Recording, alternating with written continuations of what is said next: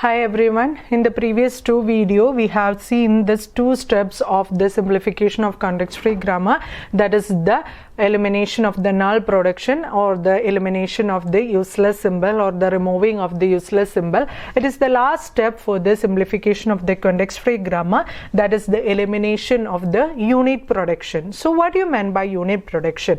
Unit production means a non-terminal derives a single non-terminal. For example, S is the starting symbol, so but when another symbols or any non-terminal that derives a single non-terminal, that is called what? Unit production. That is of the form A gives B. This can be what? Avoided. Why this can be avoided? Because it is not deriving a meaningful terminal symbol, isn't it? Meaning if a symbol derives, a non-terminal derives a terminal symbol, then only it can be what? Useful, or it can be take part in the parsing process. So look at here, if A gives B, that B will be here. B is what? No need of this B here, because this B will be substituted by another values in one or more step. It will be in the another step or in another preceding step. So this production becomes useless, or it is can be avoided because it makes memory what? Wastage. So how we can avoid the unit production? Look at here, in this what all will be the unit production coming? What all will be the unit production coming? That is B gives A, that is B derives A as the unit production. Okay, so yes derives B, yes derives B is the unit production. Okay, next A derives B is the unit production. Okay, so now the starting symbol derives B, that likewise I have said it can be avoided, it can be what? Substituted. Every unit production it can be what? Substituted with the values coming. Okay, so not such, it is not avoided. Starting symbol must be taken care of, because if there is if we fully avoid the starting symbol, we can't get what? Grammar. Okay, so look at here, what will be happening to here? So B derives A, so we can take from here, I think A derives B. So A derives B, so here the values of B will be coming, isn't it? So when we are avoiding the unit production, ultimately the language must be same. So we must substitute here with the values, with the possible values of the B here. Likewise in the null production, when we eliminate null, we must preserve it and avoid it. So we must preserve this B. Preserve this B means what? Preserve the combinations of the values of the B. So how we can do this? Look at here.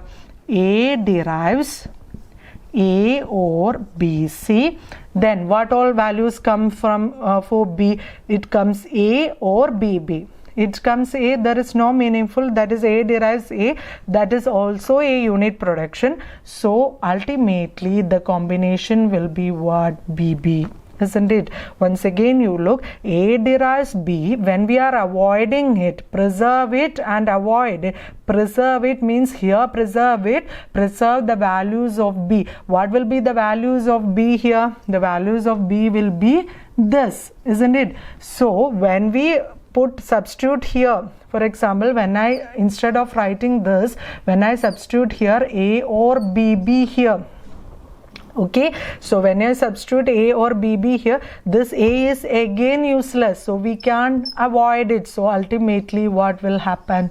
This will be avoided, and only what will remain? This only remains. Okay, this combination, this two I cancelled it, means this two combination will be avoided, and what will we get? BB only remain. So say the next one, B derives A. So when we cancel it, preserve the values of A and eliminate it. So what will be the possible values of A or BC or BB? BB we have already specified here, so no need to specify again. A or BC or BB.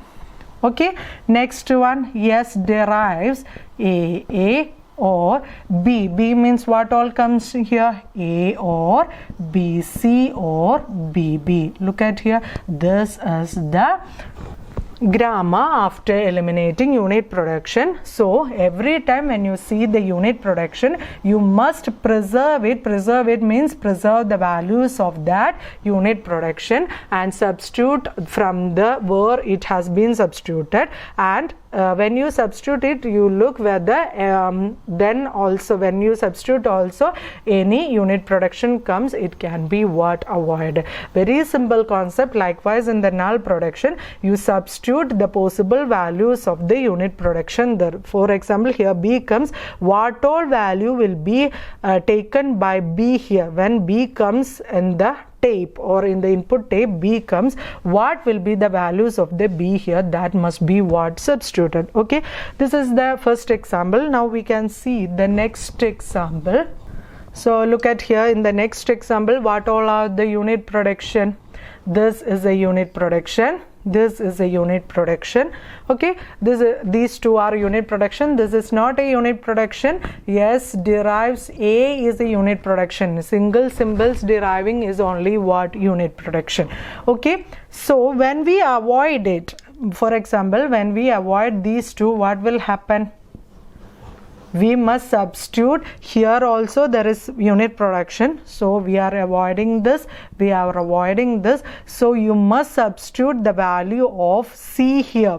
So value of C comes from value of D, D comes from value of E, E comes from value of D, gets value of what? A. So what will be? It becomes A, B. A gives A and B gives what? A or B, and E gives what? A. When it was the useless symbol also has also is in the scenario, then this also will be avoided, because this is what? Useless symbol, because no production, no path is going to E, so this also is what? Useless. Okay, so but here we are considering only elimination of unit production, so this will be the answer. So very simple, you point out the unit production and substitute with the values which it can be taken to the, that's only about the this simplification. That is, first you must take for the null production elimination, then you must look for the useless symbol removal, then what? Elimination of unit production you must take. You must take care in the sequence of step. That is, first you must avoid null production, and then useless symbol, and then unit production, then ultimately you get what? Simplified grammar. So in the next video we can see a simple example which will take these three steps as a whole. So thank you.